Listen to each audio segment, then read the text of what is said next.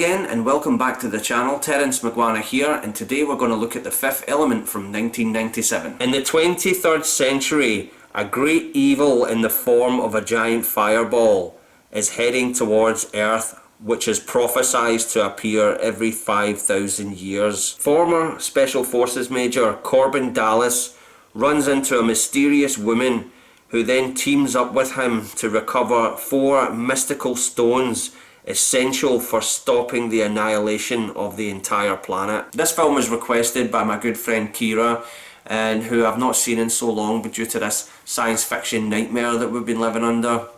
But I really miss you, Kiera, and I hope we can catch up soon, okay? The Fifth Element, right? I saw this film for the first time back in 1997 when I was working in Burger King at the time. I remember it was the only day off I had that week, and I was just coming home, and my brother was going to see it, and I just got caught up in it. I was like, oh wow, right, okay, let's go see The Fifth Element. I was well familiar with Luc Besson, another Luc Besson movie. Who'd have thunk it, right? It's 2 in the same month.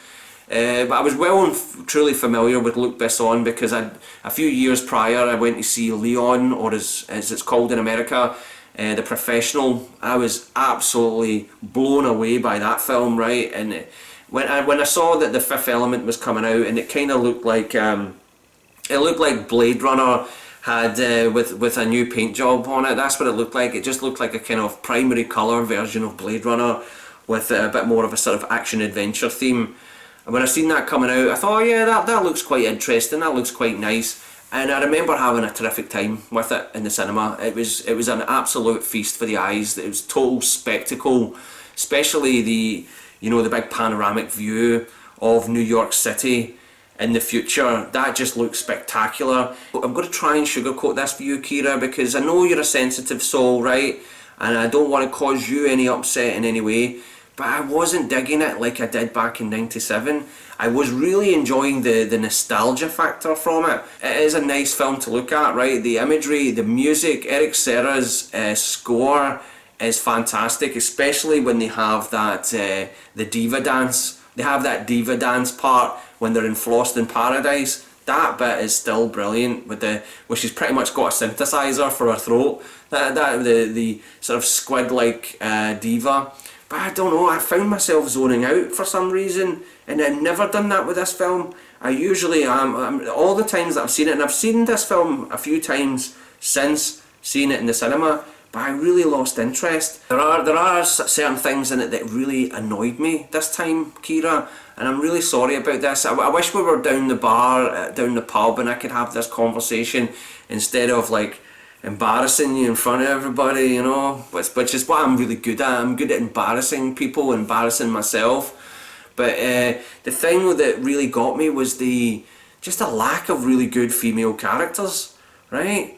I mean, I know we've got Lilu, the so-called fifth element of the story, and I remember at the time there was all this sort of hurrah made about how Milla Jovovich really kicked butt in this movie, and it is funny because that's all she seems to do since. Ever since this movie's come out, all she's done is like wear lycra and beat people up, or zombies or what have you, or done backflips with 2 pistols in her hands, right? She's not really went on as an actor, but I remember at the time there was a big stink about how Milla Jovovich, girl power, she's fantastic in this, right?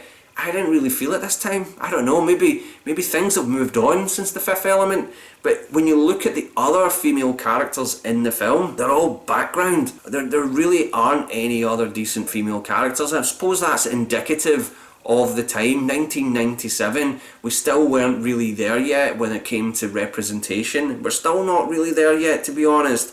And one part that really troubled me that's kind of dinosaur behaviour was this part where Lilu is asleep on the couch, and Corbin Dallas, your man, Bruce Willis, you know, old smoothie, Bruce Willis, goes over and gives her a smooch while she's asleep, and she pulls the gun on him, and she's like, you know, she knows straight away, man, wait a minute, you're being an absolute predator here, you know.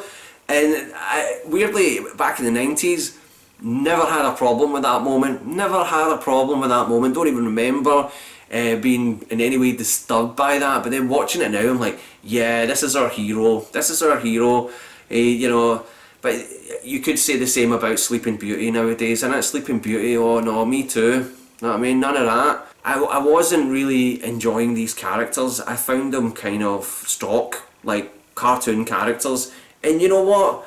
That's probably the point. You know, that's probably the point to this film, is it's not to be taken as a well thought out, deep, meaningful science fiction film. It's just a popcorn film. If The Fifth Element is, if you take it as a visual feast and it's just a popcorn film, yeah, it's great. It's absolutely great for that, and the special effects really hold up. It doesn't allow you to take its story very seriously. Here we have the annihilation of the entire human race by this evil fireball in space, but it never allows us to actually feel the weight of that.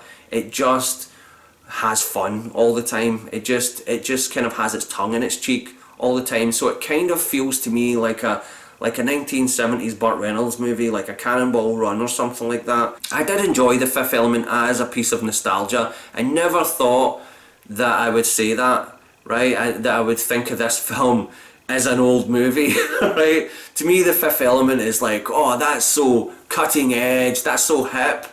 And no, it's now what, 20 odd years later, what, 1997? To think of The Fifth Element being almost a quarter of a century old is just bamboozling. I kind of felt that the part that he plays in The Fifth Element is just a John McClane-esque character. He doesn't feel any different from a sort of standard Bruce Willis performance. Whereas you look at something like 12 Monkeys or The Sixth Sense, actually, they are different. I think Bruce Willis is a terrific actor, and it's such a shame that he's in this funk right now of straight to DVD garbage that for some reason does really well on Netflix. Every time I look at like the top 10 on Netflix, there's always this sort of boring Bruce Willis movie that I wouldn't watch if you paid me. But yeah, Bruce Willis is, what happened to his career, Kiera? You know, you must feel saddened to sit and watch one of these dire DVDs and just cry all night like, Brucey, what happened to you? What happened to you? Ian Holm really puts in a good performance. He really sort of sells the mythology of The Fifth Element and these mystical stones and all that. But he also comes across as a bit of a buffoon that kind of gets pushed to one side. Milla Jovovich, I suppose, for the time she was a standout, but I'm just reminded of all those terrible Resident Evil films. I cannot watch those films, but it's just, you know, just unbelievable. I just find they're so boring to me, and I felt that this was the jumping off point for her.